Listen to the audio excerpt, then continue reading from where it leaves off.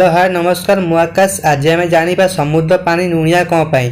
दिने माता पार्वती शिव को पाइबा पाई तपस्या करुले। तपस्यार तेज एते थिला जे देवलोकरे थिबा देवता मानकर सिंहासन धरिबाकु लागिला। सबु देवता माने ए समस्यार समाधान करिया पाई लागिथिले। सेही समय रे समुद्र देव माता पार्वती को देखि मोहित होइगले। जेतेबेले माता पार्वती तपस्या संपूर्ण होइगला, समुद्र देव पार्वती को विवाह करने पाई इच्छा प्रकृति कले। माता पार्वती कहले मु कैलाशपति प्रभु शिव को प्रेम करुची और तांको प्रति रूपे ग्रहण करुची।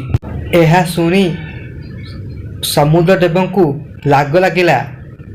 प्रभु शिव को अपहास करने को लगिले। कहले हे पार्वती से आदिवासी ताले कौन अच्छी जा मो पाखे नाई। मु सबू मनीषों शस मेटे थाए।